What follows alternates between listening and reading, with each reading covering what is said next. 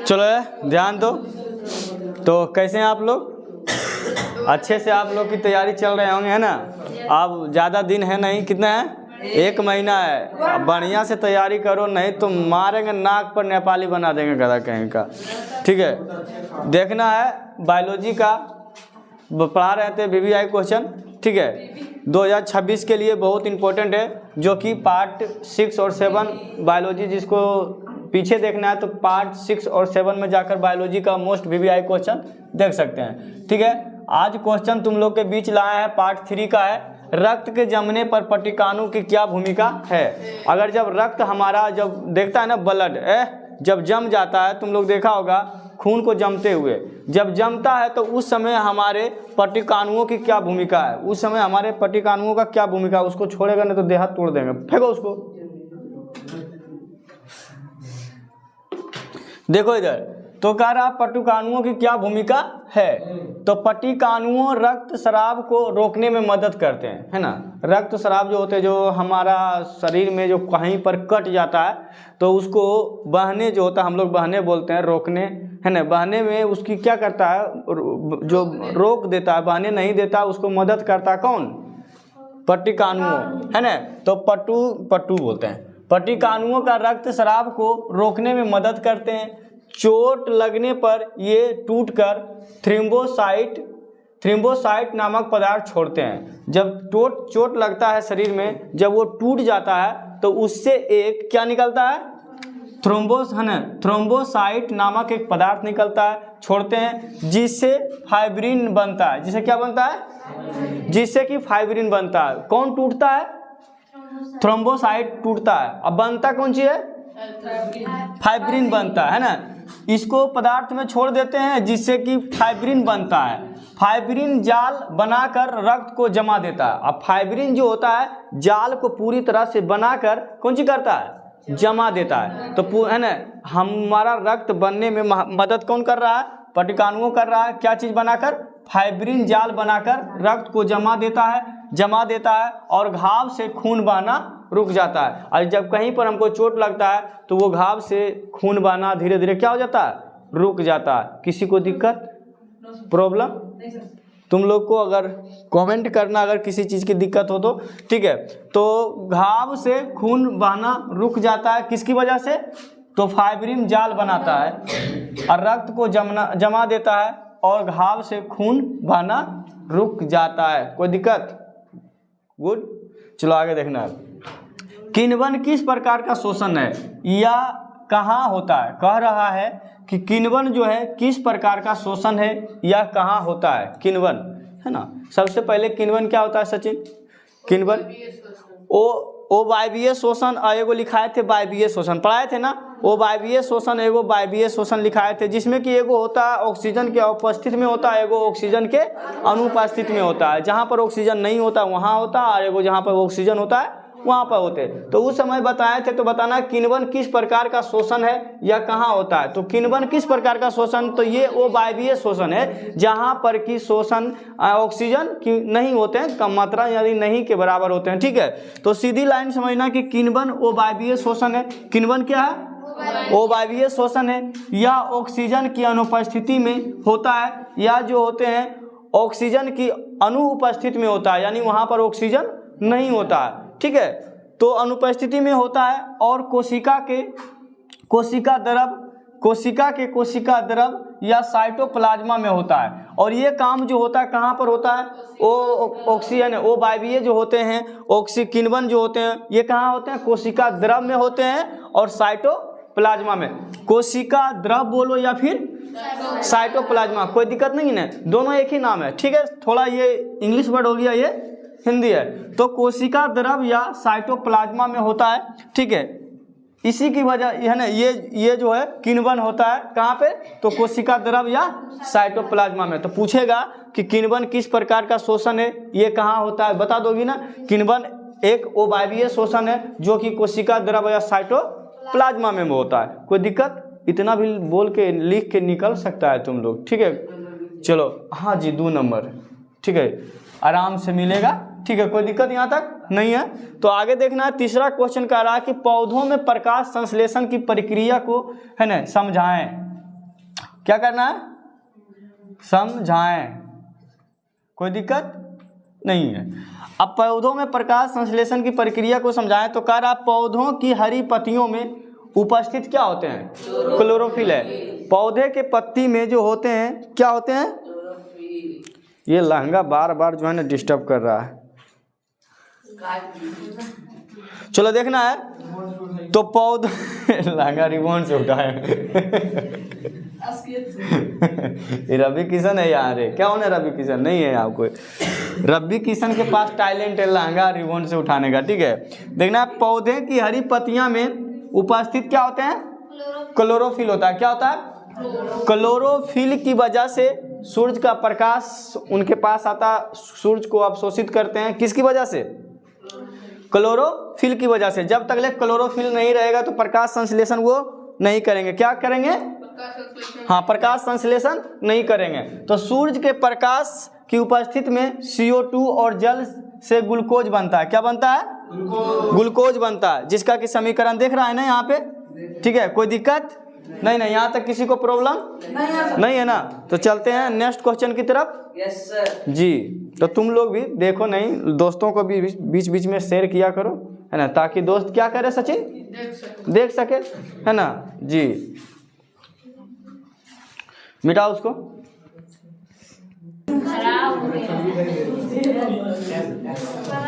चलो ध्यान से देखना, इधर कह रहा है क्वेश्चन अब की बार, है ना, क्या है? ऑक्सी हीमोग्लोबिन क्या है? क्या बोलते हैं? ऑक्सी हीमोग्लोबिन क्या है? ठीक है, ऑक्सी हीमोग्लोबिन क्या है? तो देखना है ये ऑक्सी हीमोग्लोबिन होता क्या है।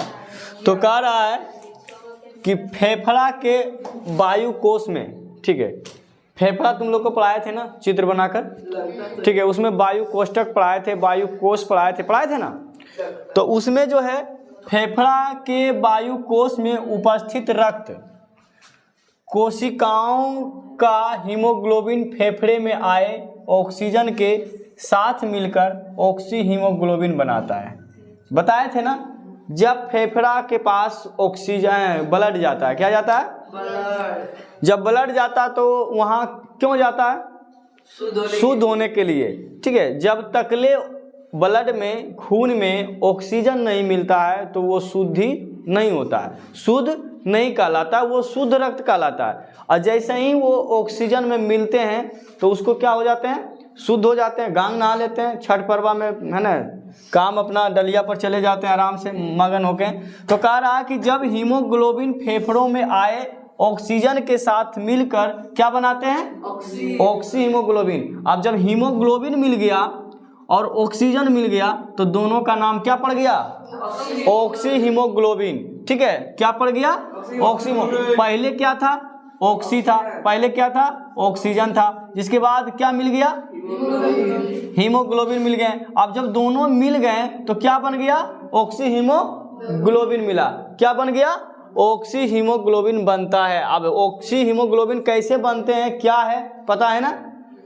जब क्या करा कि फेफड़े के वायुकोश में उपस्थित रक्त कोशिकाओं का हीमोग्लोबिन फेफड़ा में आए ऑक्सीजन के साथ मिलकर क्या बना लेते हैं? Oxy haemoglobin. कोई दिक्कत यहाँ तक किसी को प्रॉब्लम नहीं है ना? ध्यान से रखना, ये सब क्वेश्चन पूछा जाता है, ठीक है। आप देखो पूछेगा उत्सर्जन क्या है, तो उत्सर्जन तो आसान है, तुम लोग को बताया है कई बार। ऐसे तो मुंह पर होगा, होठ पर होगा, है ना, जहाँ पर लिपस्टिक लगाती हो वहाँ पर होगा, ठीक है। लिपस्टिक लगा लेती है, ठोर में रखने रहती है लिपस्टिक, लेकिन ये सब क्वेश्चन को उड़ा देती है। अरे होठ पर क्या रखना है? क्वेश्चन आंसर फटाक सा बोलो, तो लगा के भर घूम रही है।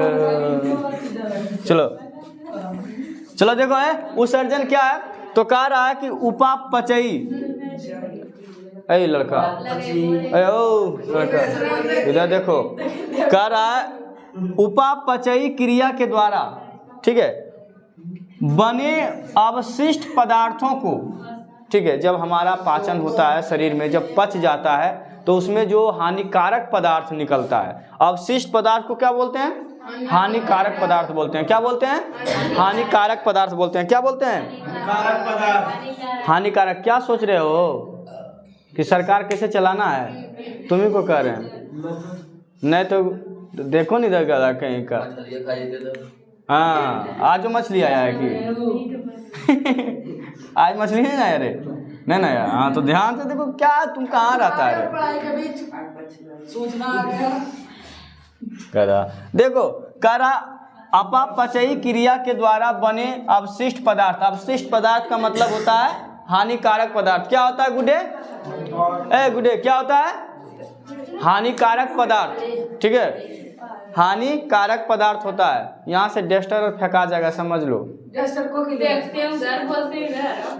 ध्यान से देखो, तो शरीर से बाहर निकालना उत्सर्जन कहलाता है। कह रहा है कि हमारे शरीर में जो हानिकारक पदार्थ है उसको बाहर निकालने की क्रिया को ही क्या कहते हैं? उत्सर्जन कहते हैं। सिंपल सी बात है, हमारे शरीर में जो हानिकारक पदार्थ है उसको बाहर निकालने की क्रिया को उत्सर्जन कहते हैं। कोई दिक्कत? ठीक है, हाँ जी, आंसू, पसीना, ठीक है जी, मल मूत्र सब आ जाएंगे। अब देखना है पाचक एंजाइमों का क्या कार्य है। ठीक है, कह रहा है कि पाचक एंजाइमों का क्या कार्य है। ठीक है, तो कह रहा है कि पाचक एंजाइम भोजन को सरल मतलब समझता है ना, जटिल नहीं, सरल आसान कर देता है उसको पचाने में। सरल, घुलनशील और अवशोषण योग्य पदार्थों में तोड़ देते हैं, यानी कि उसको जो है छोटा छोटा बना देता है ताकि जो है हमारे शरीर में आसानी से जा सके। ठीक है, जा सके, योग्य पदार्थों में तोड़ देते हैं ताकि शरीर उन्हें आसानी से पचा सके और उनसे ऊर्जा व शोषण प्राप्त कर सके। और उसको पचाकर उससे क्या प्राप्त कर सकते हैं? ऊर्जा और शोषण पोषण प्राप्त कर सके, यानी ऊर्जा हमको मिल सके और हम अपने जीवन को है ना और आगे दूर तक बढ़ा सकते हैं, यानी कि जीवित रह सकते हैं। तो ये सब होते हैं पाचक एंजाइमों का कार्य। कोई दिक्कत यहाँ तक किसी को नहीं है ना? दिक्कत नहीं, बेफालतू में तुम तीनों चारों मरिया खा जाएगा आज, बता देते हैं।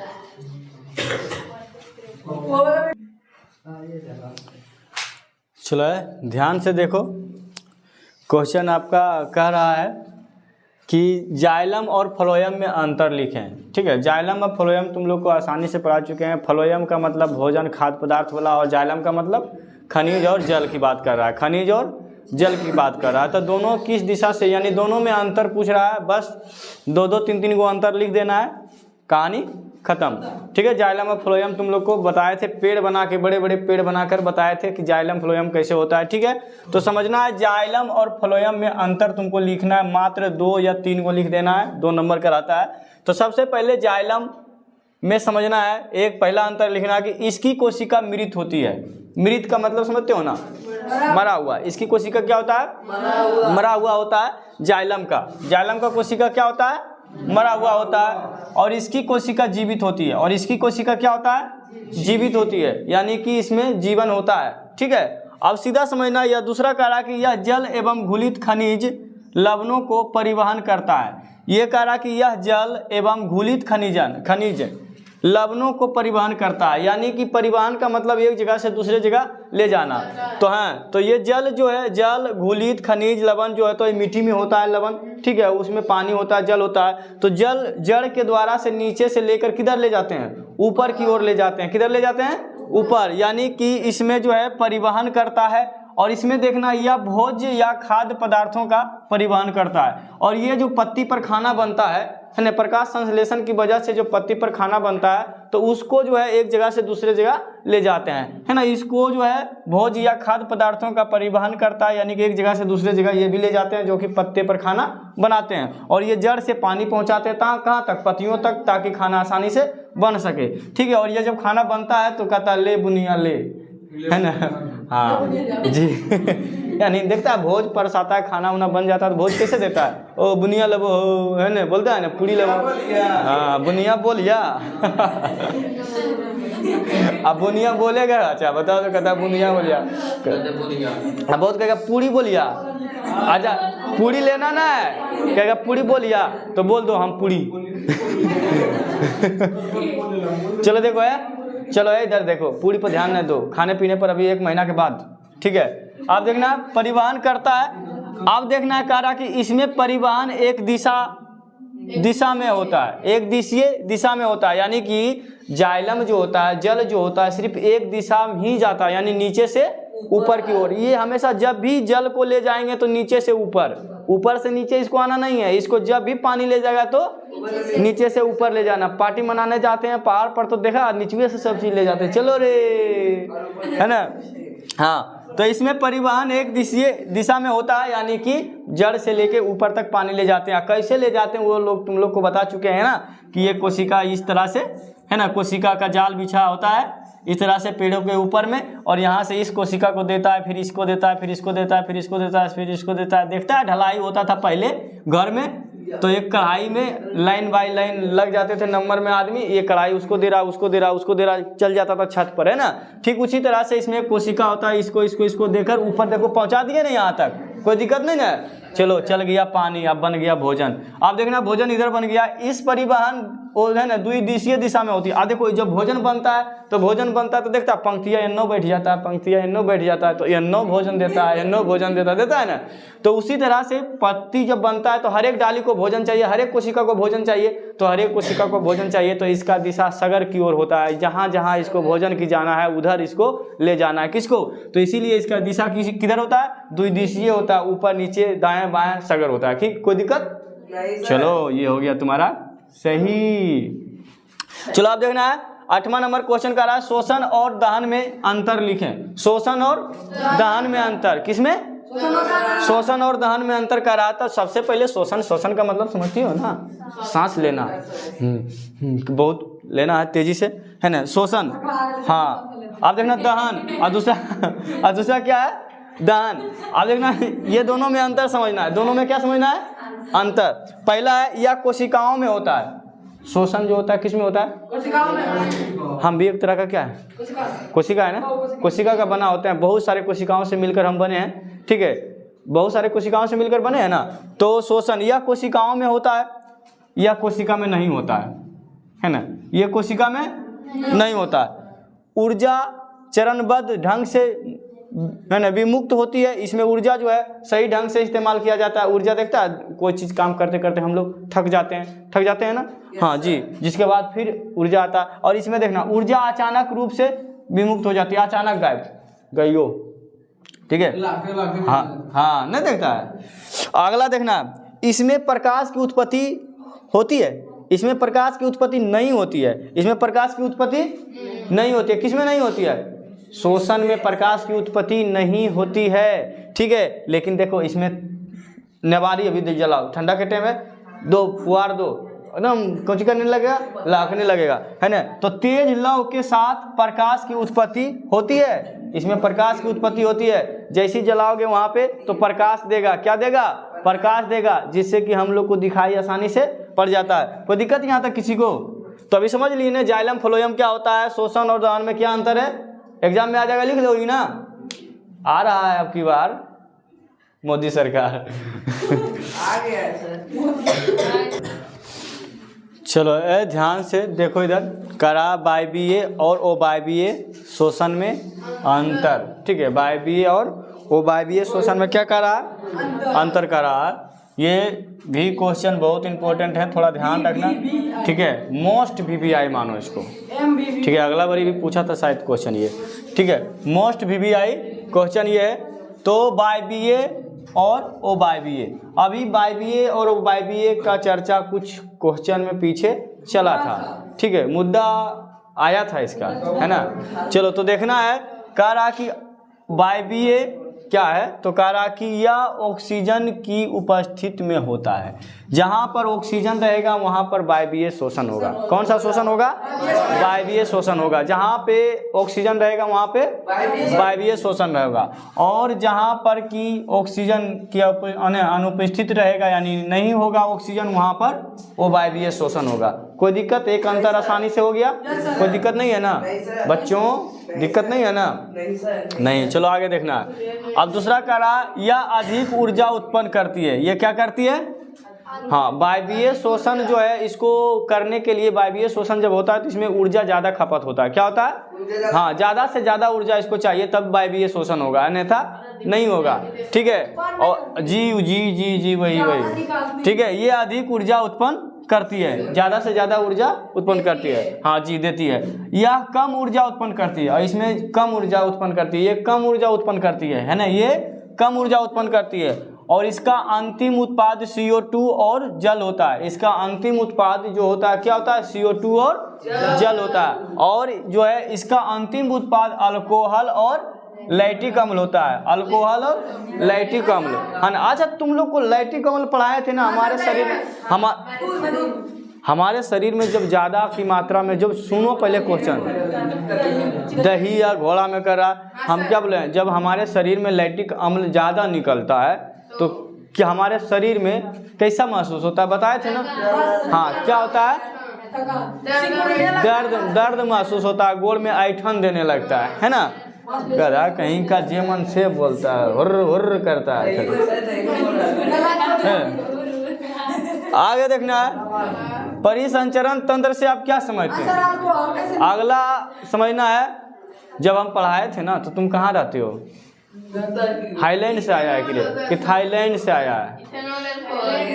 हाँ इथेनॉल अल्कोहल उसी को बोलते हैं, जहाँ की यहाँ अल्कोहल लिखा है, अल्कोहल देखो लैक्टिक अम्ल। कहाँ रहते हो, अफगानिस्तान दादा कहीं का समझा करो, मार के जो है ना नाका पर मारेंगे नेपाली बन जाएगा। देखो इधर, और लैक्टिक अम्ल है, चलो ध्यान से देखो, यह चलिए मैं आधा घंटा कहानी थी कर। चलो देखो, परिसंचरण तंत्र से आप क्या समझते हैं, ठीक है, परिसंचरण तंत्र से आप क्या समझते हैं, ठीक है। तो हम यही समझते हैं हम लोग कि परिसंचरण तंत्र शरीर का वह तंत्र है जो हृदय, रक्त और रक्त वाहिकाओं की सहायता से शरीर के सभी भागों तक ऑक्सीजन पोषक तत्व पहुंचता है। यानी कह रहा है कि हाँ पहुंचाता है। परिसंचरण तंत्र उसी को कहते हैं कि हमारे शरीर में वह तंत्र है जो कि हृदय से लेके रक्त और रक्त वाहिकाओं की सहायता से शरीर के सभी भागों तक ब्लड पहुंचता है और ऊर्जा पहुंचता हो, ठीक है। वही कह रहा है सभी भागों तक ऑक्सीजन पोषक तत्व पहुंचता है, ऑक्सीजन। अच्छा बताओ, कोशिकाओं तक ऑक्सीजन किससे जाता है, कौन पहुंचाता है ना, रक्त पहुंचाते हैं, है ना, हीमोग्लोबिन जो होते हैं, है ना, जो कि ऑक्सीजन कहाँ जाते हैं, ऑक्सीजन के पास मिलने जाते हैं हीमोग्लोबिन, तब नहीं वहीं पर जाके ऑक्सी हीमोग्लोबिन बनता है और वो जो है पूरे कोशिकाओं तक जाता है, सब कोशिकाओं को बांटता है। क्या, ऑक्सीजन लो, ऑक्सीजन लो, तुम थोड़ा लो। नहीं सुना है, एगो बउआ खिलाता नहीं सुनती है, थोड़ा वो खा लाए, थोड़ा वो खा लाए, थोड़ा वो, थोड़ा बउआ मैयो खा ले, बाबू खा ले वाला सिस्टम देखा है ना। ठीक उसी तरह से ये ऑक्सीजन वाला यही वाला सिस्टम है कि थोड़ा तुम ले लो, थोड़ा तुम ले लो, थोड़ा तुम, यानी हमारे शरीर में जितने भी कोशिका है सबको बांटने का काम करता है ना। हीमोग्लोबिन हर एक कोशिकाओं तक पहुंचाता है, क्या चीज़ को, ऑक्सीजन को, है ना। वही चीज़ को हम लोग क्या बोलते हैं, वही चीज़ को क्या बोलते हैं, हाँ जरी बउओ खा ले, जरी बउओ के मौसियों खा ले बोलता है ना। हाँ, परिसंचरण तंत्र शरीर का वह तंत्र है जो जी ऑक्सीजन पोषक तक पहुंचता है, उसे अवशिष्ट पदार्थों के बाहर निकाल देता है और बढ़िया बढ़िया चीज़ को ले जाते हैं और अवशिष्ट पदार्थ को बाहर निकाल देते हैं, जैसे में CO2, ठीक है। हमारे बॉडी में CO2, हमारे बॉडी में क्या नाइट्रोजन का कोई काम है, हमारे बॉडी में नाइट्रोजन जाता है ना, नाइट्रोजन की देखो आप सवाल पूछ देंगे, खड़ा हो रहे लड़का, खड़ा टोपी। तुम बताना, जब हम सांस लेते हैं तो हमारे शरीर में यानी कि श्वास के द्वारा हमारा ऑक्सीजन के साथ साथ यानी कि वायु में जब होते हैं तो कितने परसेंट नाइट्रोजन होता है, 78। कितना परसेंट होता है, 78। तो हम लेते समय है 78% नाइट्रोजन हम सांस ले रहे हैं तो जा रहा है, तो छोड़ते समय कितना होता है, 78। ये तो जे है जोड़वा पहनने गलो वह जोड़वा हो गलो ना। चलो दूल्हा वाला गाना सुना है, जे जोड़वा पहनने गलो दूल्हा वह जोड़वा पहनने आइलो, गाइए ना गीत एगो, है ना जी। तो 78 वाला सिस्टम है ये ना, जैसा गया वैसा आया, है ना जी। खड़ा, ये अब नहीं बैठिए, खड़ा हो जाओ बिल्ली, तुम खड़ा हो जाओ, खड़ा हो जाओ। अरे खड़ा बने मारेंगे नाक पर, एकदम फेंक के नाक टूट जाएगा। चलो देखो इधर ध्यान से, बच्चा अब तुमको ये बताना है कि जब हम सांस लेते हैं तो हमारे सांस में वायु जो वायु होता है, तो वायु के साथ साथ कार्बन डाइऑक्साइड जाता है। क्या जाता है, कितना परसेंट जाता है ये, हाँ 0.03% जाता है। कितना परसेंट जाता है? इतना परसेंट जाता है। तो जी निकलता कितना परसेंट है सांस छोड़ते हैं तो? जब हम सांस ये तो हम है ना सांस ले रहे हैं तो 0.03% होता है, जब छोड़ते हैं तो कितना निकलता है? सांस जैसे जैसे ले लिए तो 0.0% आ गया, छोड़ दिए, कितना छोड़ें? कितना छोड़ें? कितना छोड़ें? 4%। तो हिचकिचाती क्यों है? बैठो। कितना परसेंट? 4%। कितना परसेंट? 4%। तो आप देखो चुटकी में अमृता खड़ा हो जाओ। आप देखो एक चीज और बच गया नहीं, ऑक्सीजन। जब सांस लेते हैं तो हमारा सबसे इंपॉर्टेंट चीज क्या होता है? ऑक्सीजन होता है ना जी। क्या होता है जी? ऑक्सीजन। तो ऑक्सीजन में कितने परसेंट लेते हैं बाबू? कितने परसेंट? 21% लेते हैं। वाह रे वाह, क्या कमाल की बात कही है तुम, है ना। 21%। कितना परसेंट? 21%। तो अच्छा बताओ 21% हम लेते हैं सांस, तो छोड़ते समय 17%। अरे तेरा क्या, और 4% करने चल गया? कहाँ गया?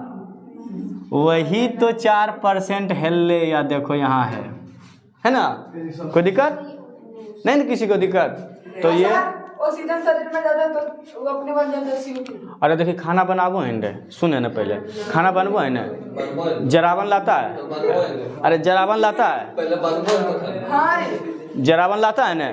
अब जब जरावन लाता है तो गोठा रहता है ना, गोठा रहता है, वो कौन सी होता है, उसको देते हैं। तो ऐसा नहीं है कि हम एक बोरा जरावन लाएं, एक गोठा है ना, एक बोरा गोठा लाएं तो एक को बोरा गोठा जल जाएगा? नहीं जलेगा। अब कुछ जलता है, कुछ बच जाता है। तो जितना जलता है उसको कौन सी बोलते हैं? राख बोलते हैं ना बाबू। हाँ तो जब ऑक्सीजन आता है तो जब हमारे शरीर में जब ऊर्जा बनता है तो वो कौन सी होता है? बताए थे ना, विखंडन होता है, तोड़ने का काम करता है। किसको? पेप्सिनर को बताए थे ना, भूल गया तुम लोग। ग्लूकोज को तोड़ने में मदद करता है। तो ग्लूकोज को टूटेगा कैसे? जब ऑक्सीजन वहाँ पहुँचेगा तभी ना। अब ऑक्सीजन पहुँचेगा तो उसको तोड़ने में खर्चा होगा ऑक्सीजन की नहीं। और जब ऑक्सीजन तोड़ने में खर्चा होगा तो ऑक्सीजन घटेगा कि बढ़ेगा? और जहाँ पर है ना, जहाँ पर कि ज़्यादा जलावन जल रहा है तो वहाँ CO2 की मात्रा बढ़ेगा कि घटेगा? बढ़ेगा ना। तो CO2 की मात्रा बढ़ा और ऑक्सीजन की मात्रा घटा। समझा बच्चे? बच्चा तो पहलवान। हाँ तो ताप लो, ठंडा खत्म हो जाएगा। ठीक है, कोई दिक्कत है? बैठ जाओ। कोई दिक्कत यहाँ तक किसी को नहीं है ना? तो थोड़ा देरी के लिए अब रिजल्ट सुन लो तुम अपना।